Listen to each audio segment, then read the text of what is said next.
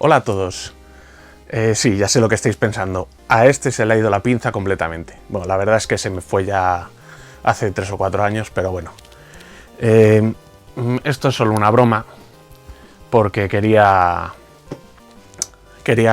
contaros algunas pinceladas de nuestra historia. Voy a daros algunas lecciones de historia. Era muy popular entre el siglo XV y el siglo XIX, más o menos, los motines de subsistencia. Estos se producían, eran unas protestas populares que se producían en toda Europa principalmente por la escasez de alimentos. Todos recordaréis, por ejemplo, puedo deciros la película de El hombre de la máscara de hierro, que la gente protestaba y tiraba la comida podrida y iba D'Artagnan ahí a calmar a la gente y tal. En España tenemos un ejemplo que todos hemos estudiado alguna vez, conocido como el motín de Esquilache, que se produjo en marzo de 1766. Por eso lo de traeros el gorrito, ¿verdad? Todo el mundo ha estudiado que el motín se produjo pues porque se prohibía el sombrero de 3 picos, ancho, ¿vale? El chambergo, que lo llamaban, y las capas. Por cierto, me encantan las capas. Es una prenda que debería volver a ponerse de moda. Esto es lo que todos hemos estudiado. También se decía que es que la gente no entendía lo de la iluminación de las calles, el alcantarillado que quería hacer Esquilache. Pero todo esto no es que no sea cierto, pero no era el motivo por el que se produjo el motín. El principal motivo era por el acceso a la comida, por el pan. Las medidas que se produjeron, lo que proponía Esquilache era una liberalización del sector, sobre todo del grano, pero esa liberalización no contaba con que tanto el clero como la nobleza, los grandes terratenientes, seguían teniendo esos bienes y no los querían soltar. No les interesaba vender a un precio bajo y esperaban a que el precio fuese alto. Esto produjo todo esto. La verdad es que lo de los sombreros fue una excusa, ¿vale? Hay otros tipos de motines o revueltas que se han producido a lo largo de la historia. También posiblemente el más conocido sea el motín del té de Estados Unidos o el Boston Tea Party, como lo conocerán otros. ¿De acuerdo? Esto se produjo el 16 de diciembre de 1773. La verdad es que, si os dais cuenta, las dos cosas estas que os he nombrado se produjeron prácticamente en la misma época, con muy pocos años de diferencia. ¿Vale? ¿Qué les pasaba a esta gente? Esto es importante. Las colonias británicas que estaban en América del Norte gozaban de cierta libertad, pero había muchas cosas en las que tenían que pasar por el aro, incluidos los impuestos al té y otros impuestos porque se les obligaba a comerciar directamente con la metrópoli, con Londres, con Reino Unido, como lo queráis llamar, ¿vale? El té se llevaba a Estados Unidos, a las colonias, a las colonias originales, a través de la Compañía de las Indias Orientales. Seguramente muchos de vosotros lo conoceréis como los malos de Piratas del Caribe. Pues efectivamente, son esos mismos de los que estamos hablando. Pero claro, había muchas colonias o muchos mercaderes que comerciaban con los Países Bajos y entonces evitaban ciertos impuestos. El que produjo todo esto, el instigador, fue un tal John Hancock. Sí, es como el personaje este de Will Smith, Hancock. Bueno, pues este señor comerciaba, pero no les gustaba a las autoridades y bueno, le demandaron, le pusieron dificultades y por eso se produjo esto. ¿A qué voy yo con todo el tema este de los motines? A la situación en la que tenemos actualmente. Con esta crisis del coronavirus, estamos en una situación en la que la economía no se está moviendo, se está muriendo y el gobierno está anunciando medidas. Cada día anuncia unas medidas distintas, va añadiendo cosas. Lo cierto es que a mí las últimas noticias con respecto al virus no me sorprenden, no me están sorprendiendo.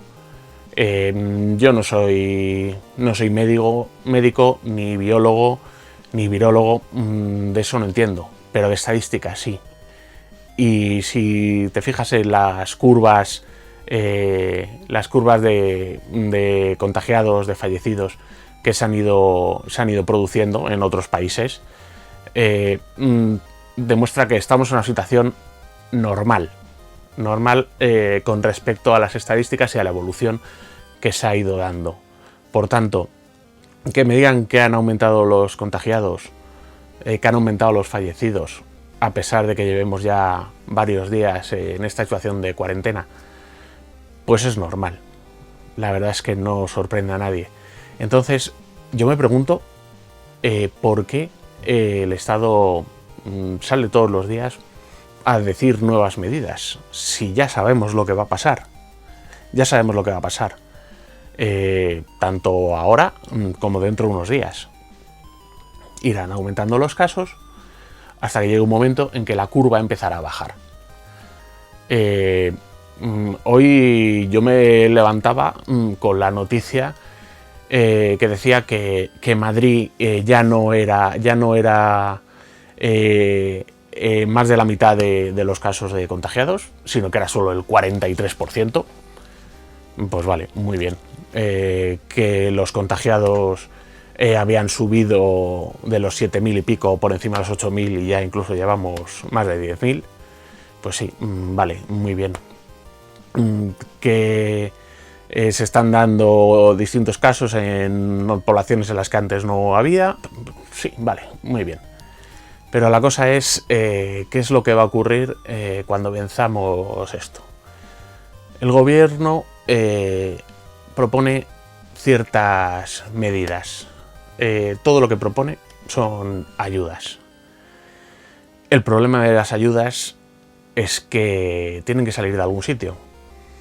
La situación que traía España antes de la crisis era una donde la deuda que teníamos como país, yo diría que ya es el 100%, no sé las cifras, pero bueno, digamos que es que ya es el 100%. Por tanto, todo lo que producimos es lo que se debe. No hay dinero. Pero ahora el gobierno va a movilizar 200.000 millones. Pues es que me da igual, 200.000, 300.000. Da igual, puede decir la cantidad que quiera. Da exactamente lo mismo. Porque todo ese dinero no va a salir, como dicen, 113.000 del Estado y el resto de instituciones privadas. No, si es que lo que no pagues ahora lo vas a pagar luego. Entonces, ahí voy al tema de los motines y las revueltas. Se está garantizando el suministro. Se puede ir a comprar. Digamos que nos están manteniendo. Nos están manteniendo en una situación estable dentro de la gravedad. Esto es muy correcto, ¿vale? Es muy correcto porque no hay otra cosa. El problema va a venir después. Y aquí quiero volver a dar una pincelada de historia. La Segunda Guerra Mundial en Europa es un periodo que la verdad es que me gusta mucho. Yo lo definiría con una palabra, el Blitzkrieg, nunca lo diré bien, la guerra relámpago que hacían los alemanes. Gracias a los carros de guerra y a la estructura de su ejército, podían hacer unos avances muy rápidos de conquista y prácticamente no había defensa posible ante eso. Había un problema con esa técnica, y era el tema de los suministros y del tiempo. Siempre y cuando fuese rápido, era imparable. Pero al no tener detrás toda una logística que apoyase eso, no podían mantener esa estrategia. Esto viene a colación, por ejemplo, con la famosa frase de la defensa de Madrid durante la Guerra Civil Española: resistir es vencer. Y ese es el problema que vamos a tener los españoles ahora, que lo mismo no vamos a poder resistir. De momento tenemos 15 días. 15 días en los que se va a mantener esta situación de alarma, que se va a extender, lo tendrá que aprobar el Congreso, pero las medidas que va a adoptar el Estado van a poder resistir mucho tiempo, y no las medidas en sí, sino nosotros. Vamos a poder resistir todo este tiempo. La forma de resistir, y cuando termine la crisis de poder repuntar, va a ser a través de la economía, pero va a ser una economía que va a estar destruida. El Estado no está apoyando a las empresas ni a los autónomos. Se está hablando de mucha ayuda a las personas, que vamos a tener que pagarlas, pero el problema es que si no hay empresas, si no hay autónomos que puedan reactivar la economía, esas ayudas no van a venir de ningún sitio, no va a haber de dónde sacarlo. Entonces, ¿es correcto lo que está haciendo el Estado? Según mi humilde opinión, que no tengo ni idea de nada, está muy bien siempre y cuando dure poco. Y creo que es en lo que está pensando Pedro Sánchez. Pero ¿qué pasa si se alarga? Si se alarga, no vamos a tener con lo que responder a esto. No vamos a poder afrontar ni los pagos ni los impuestos. Si hay carestía de productos, ya sabéis lo que significa esto. Cualquiera que sepa un poquito de economía, van a subir los precios, pero la gente no va a poder afrontarlos.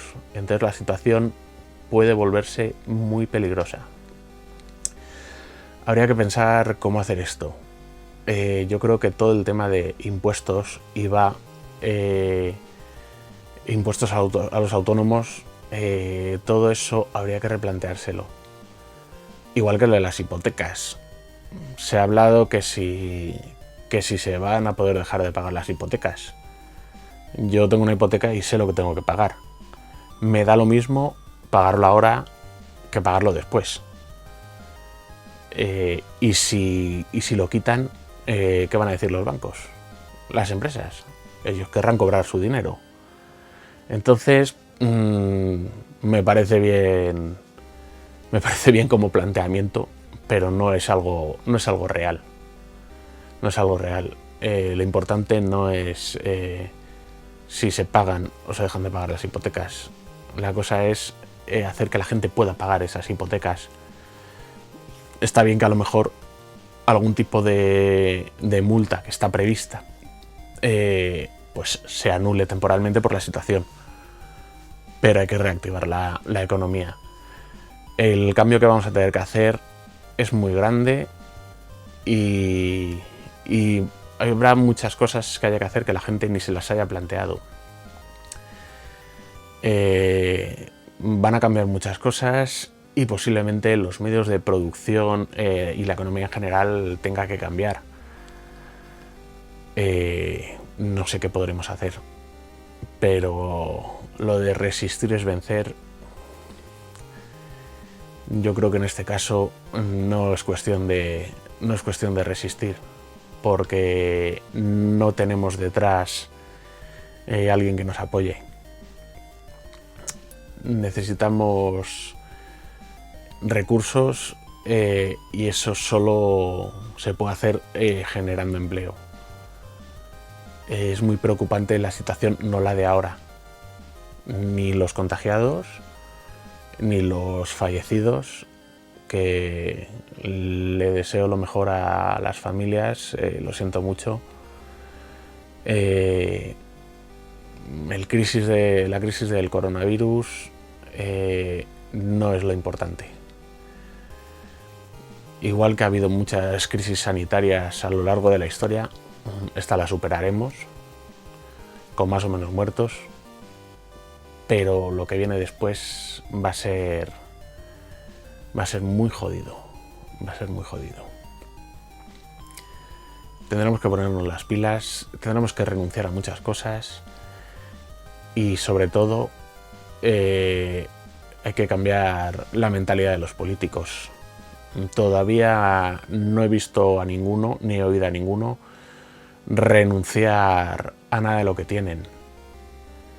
Eso ya lo hablaré en otro vídeo, que le estoy dando vueltas a una idea que quiero comentaros, siguiendo esta línea de lecciones de historia. Pero tenemos que cambiar eso.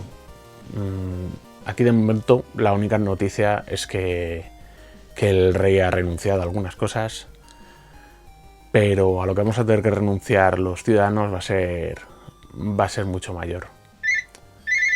Y me están llamando por teléfono, así que lo vamos a dejar aquí y hasta otro día. Adiós.